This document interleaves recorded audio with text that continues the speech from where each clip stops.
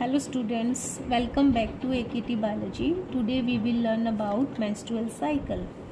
Female reproductive cycle is known as menstrual cycle and it begins at the age of puberty. Puberty की as पे जब first menstruation start होते हैं उसको आप बोलोगे मेनाके। और ये जो menstruation है ये रिपीट होते हैं हर 28 और 29 डेज के बाद। तो साइक्लिक इवेंट्स जितनी भी होती हैं इसमें from one menstruation to next one is known as menstrual cycle. This is the rough diagram of human female reproductive system. This one is uterus, this fallopian tube, ovaries, okay, and this one is endometrium, myometrium and perimetrium, जो uterus की wall है। Ovary के अंदर सारी ovary की events हो रही हैं और यूट्रस के अंदर मेंस्ट्रुअल इवेंट्स हो रही हैं। ठीक है, स्टार्ट कैसे होता है? प्यूबर्टी की एज पे हार्मोनल चेंजेस होते हैं फीमेल की बॉडी में। Gonadotrophin releasing hormone hypothalamic region से ब्रेन के रिलीज होता है। जैसे जैसे गोनेडोट्रोफिन रिलीजिंग हार्मोन सिक्रीशन बढ़ता जाता है, gonadotropin releasing hormone pituitary gland पे एक्ट करता है to release FSH and LH, that is follicle stimulating hormone and luteinizing hormone. Follicle stimulating hormone और luteinizing hormone as you can see in the graph also, ये pituitary hormones की मैं बात कर रही हूँ, FSH एंड LH, एंड ये जो ओरिजेंटल एक्सिस आप देख रहे हैं ये डेज को रिप्रेजेंट कर रहा है from 1 to 28 days.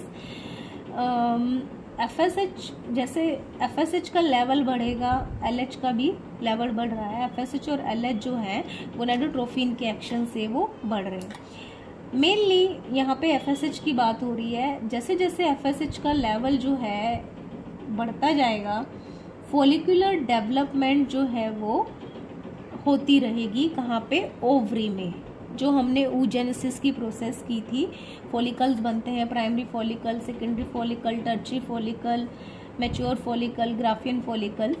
Follicular development इनके हॉर्मोन्स के, पिट्यूटरी हॉर्मोन्स के लेवल के बढ़ने से ये भी बढ़ती रहेगी। यहाँ पे एक प्रोसेस होती है कि जैसे जैसे फॉलिकुलर डेवलपमेंट होगा, ग्रोइंग फॉलिकल जो है वो सिक्रीट करेगा hormone that is oestrogen. Oestrogen जो है वो रिलीज होगा अपने मैक्सिमम तक, वो जब जाएगा इंक्रीज होता रहेगा। इंक्रीजिंग लेवल ऑफ एस्ट्रोजन जो है वो अगेन पिट्यूटरी पे एक्ट करेगा to release LH। Maximum oestrogen act करेगा पिट्यूटरी ग्लैंड पे to release LH, that is luteinising hormone, on the 14th day of the cycle. Maximum luteinising hormone उस time release होता है, उसको आप बोलोगे LH सर्च।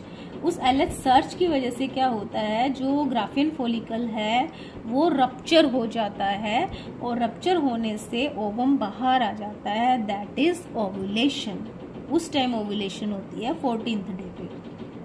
ओवम बाहर आ गया, राइट, ओवम बन गया, मतलब ओवरी से ये यहाँ बन गया। और जो ग्राफियन फॉलिकल का बचा हुआ पार्ट था, ग्रेनुलोसा सेल्स, वो एक मास ऑफ सेल्स बना लेते हैं जिसको बोलते हैं कॉर्पस ल्यूटियम। ओके, अब कॉर्पस ल्यूटियम बन गया, ओवुलेशन हो गई, ये ओवम ओवरी से बाहर आ गया।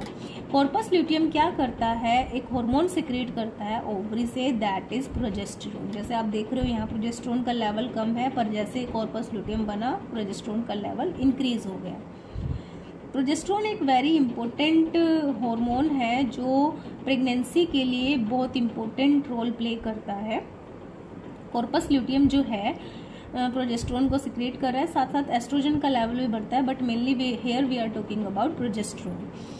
अब ओवुलेशन भी हो गई थी, प्रोजेस्टेरोन रिलीज हो रहा है थ्रू कॉर्पस ल्यूटियम। यहाँ पे ओवम आया, फेलोपियन ट्यूब में वो ट्रेवल करके गया। If sperm is available for fertilisation तो फर्टिलाइजेशन हो जाएगी और फिर एम्ब्रियोजेनेसिस होगी और एम्ब्रियो जो है आके यूट्रस की एंडोमेट्रियम जो वाल है यहाँ पे इम्प्लांट हो जाएगा। यहाँ पे क्या होता है कि जो एम्ब्रियो है वो कंटिन्यूसली कुछ केमिकल सिग्नल एम्ब्रियो से ओवरी के अंदर जो कॉर्पस ल्यूटियम बना था, ओवुलेशन तो ओवम तो यहाँ आ गया, यहाँ रह गया कॉर्पस ल्यूटियम। कॉर्पस ल्यूटियम को कुछ सिग्नल्स रिसीव होते हैं जिसकी वजह से एम्ब्रियो से, जिसकी वजह से कॉर्पस ल्यूटियम जो है कंटिन्यूसली जो है वो प्रोजेस्टेरोन रिलीज करता रहता है, जिस प्रोजेस्टेरोन की वजह से एंडोमेट्रियम जो है वो प्रोलिफरेट होती रहती है, थिक होती रहती है to support to implant the embryo. जैसा आप ये वाले डायग्राम में भी आप देख रहे हैं, जैसे जैसे प्रोजेस्टेरोन का लेवल बढ़ रहा है, जो ये यूट्रस की जो वॉल है एंडोमेट्रियम ये थिक हो रही है, एंडोमेट्रियम बन रही है इम्प्लांट करने के लिए फिटस को, एम्ब्रियो को। ठीक है, ये एक केस हो गया अगर फर्टिलाइजेशन होती है तो। बट इफ अगर यहाँ पे फर्टिलाइजेशन नहीं होती है, ठीक है, फर्टिलाइजेशन नहीं होगी तो एम्ब्रियो से कॉर्पस ल्यूटियम को कोई सिग्नल नहीं मिलेंगे, जिससे क्या होगा, कॉर्पस ल्यूटियम धीरे धीरे डीजनरेट हो जाएगा। कॉर्पस ल्यूटियम डीजनरेट होगा तो क्या होगा, एस्ट्रोजन और प्रोजेस्टेरोन का लेवल भी डिक्रीज हो जाएगा, क्योंकि कॉर्पस ल्यूटियम ही प्रोजेस्टेरोन को रिलीज कर रहा था, तो प्रोजेस्टेरोन का लेवल भी डिक्रीज हो गया। प्रोजेस्टेरोन मेंटेन कर रहा था यूट्रस की वॉल को, तो अब यहाँ पे प्रोजेस्टेरोन का लेवल डिक्रीज हो गया, तो यूट्रस की वॉल भी शेड होना स्टार्ट हो जाएगी, क्योंकि फर्टिलाइजेशन तो नहीं हुई है, एम्ब्रियो नहीं बना है, तो यूट्रस की वॉल जो है मेंसेस की फॉर्म में बाहर आ जाती है। उसके अलावा जैसे ही प्रोजेस्टेरोन एस्ट्रोजन का लेवल डिक्रीज होता है, वो प्रोजेस्टेरोन एस्ट्रोजन के लेवल डिक्रीज होने के बाद एफएसएच और एलएच का लेवल इंक्रीज हो जाता है आगे जाके फॉलिकुलर डेवलपमेंट के लिए। नेक्स्ट साइकिल फिर वहाँ पे बिगिन हो जाता है। और ह्यूमन फीमेल्स में ये जो मेंस्ट्रुअल साइकिल है वो हर मंथ पर साइकिल पर एक एग रिलीज होता है, और ये जो प्रोसेस है, ये जो इवेंट्स हैं एट द एज ऑफ 50 और नियर बाय 50, 48 और 49 ये सब सीज हो जाती हैं, that is known as menopause. जैसा आप ग्राफ में भी देख सकते हैं, यूट्रस में इस तरह से इवेंट्स होती हैं। मैं ग्राफिकली एक बार आपको बता देती हूँ। जैसे यहाँ पे यूट्रस की इवेंट्स हैं, यहाँ पे ओवरी के हार्मोन के अकॉर्डिंग है, ये ओवरी में जो ओव्यूलेशन हो रही है ये पिट्यूटरी का हार्मोन है। जैसे जैसे पिट्यूटरी का एफएसएच और एलएच रिलीज होते हैं, फॉलिकुलर डेवलपमेंट होती है। फॉलिकुलर डेवलपमेंट ओवरी में होने से एस्ट्रोजन रिलीज होगा। एस्ट्रोजन जो रिलीज होगा वो मैक्सिमम अपने पीक पे जाएगा और पिट्यूटरी पे एक्ट करेगा to release LH. LH surge की वजह से ओव्यूलेशन होगा, ओवम बाहर आ जाएगा, बाकी रिमेनिंग पार्ट का कॉर्पस ल्यूटियम बन जाएगा। कॉर्पस ल्यूटियम रिलीज करेगा प्रोजेस्टेरोन एंड एस्ट्रोजन। बहुत प्रोजेस्टेरोन जो है it's very important hormone for maintaining for the maintenance of pregnancy and the uterus wall. जैसे जैसे प्रोजेस्टेरोन का लेवल बढ़ेगा, यूट्रस की वॉल जो है वो थिक होती जाएगी टू कंसीव। ठीक है, और अगर इम्प्लांटेशन हो जाती है, फर्टिलाइजेशन हो जाती है, तो ये कंटिन्यूसली प्रोजेस्टेरोन रिलीज होता है और वॉल थिकन होती जाती है, जिससे क्या होगा, अब प्रोजेस्टेरोन जो है वो बढ़ रहा है। प्रोजेस्टेरोन फिर पिट्यूटरी पे एक्ट करता है कि एफएसएच और एलएच का लेवल कम कर दो। इसीलिए प्रेगनेंसी में क्या होता है, मेंसेस नहीं आते, क्योंकि एफएसएच और एलएच का लेवल उस टाइम कम हो जाता है। बट इफ अगर फर्टिलाइजेशन नहीं होती है तो कॉर्पस ल्यूटियम डीजनरेट हो जाएगा, क्योंकि उसको यहाँ पे जो एम्ब्रियो तो बना ही नहीं जो उसको सिग्नल रिसीव हो, वो डीजनरेट हो जाएगा।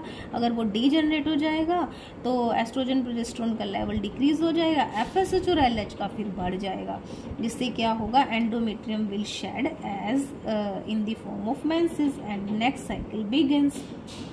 दिस वन कॉर्पस ल्यूटियम वाले फेज को आप ल्यूटियल फेज बोलोगे।